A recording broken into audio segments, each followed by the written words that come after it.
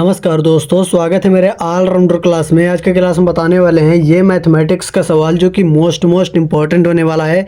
इस तरह के सवालों को सॉल्व करने में 90% लोग फेल हो जाते हैं, नहीं सॉल्व कर पाते हैं। तो चलिए आज के वीडियो में बताने वाले हैं कैसे इस तरह के सवालों को सॉल्व किया जाता है। ठीक है, इस तरह के सवाल अक्सर गवर्नमेंट एग्जाम्स में बार बार पूछे जाते हैं, जैसे RRB ग्रुप डी के लिए हो गया और SSC GD के लिए हो गया। ठीक है, वेरी इंपॉर्टेंट है सवाल। तो इस तरह के सवालों को चलिए चुटकियों में सॉल्व करते हैं। आपको केवल ध्यानपूर्वक देखना है और एंड तक देखना है। ठीक है, तभी आपको सवाल समझ में आएगा कैसे कैसे इस तरह के सवालों को सॉल्व किया जाता है। तो यहाँ पर हमारा दिया क्या क्या सवाल है, यहाँ पर हमारा दिया हुआ है कोष्टक के अंदर √5 का स्क्वायर बटे में 20 भागे 5/4 गुना 1/2। ठीक है, इतना हमारा सवाल दिया हुआ। चलिए इसको सॉल्व करते हैं।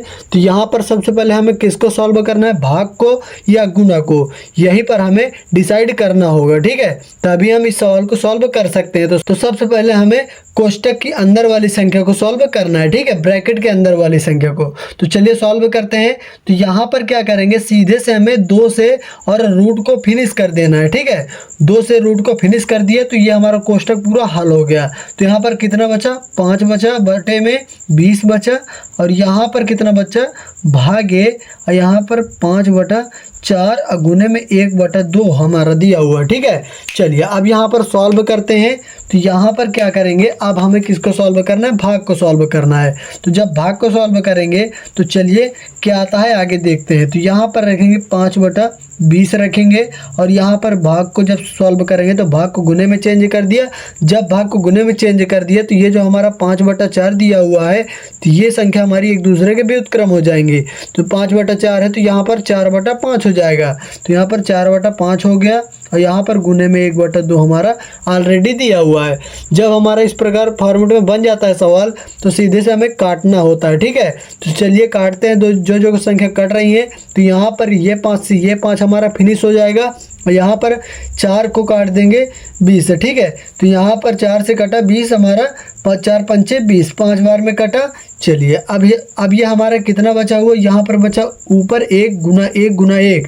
तो यहाँ पर गुना कराने पर 1 आएगा, बटे में 5 गुना 1 और गुना 2, तो 5 दूना 10 हो जाएगा। ठीक है, ये हमारा क्या आ गया, 1/10।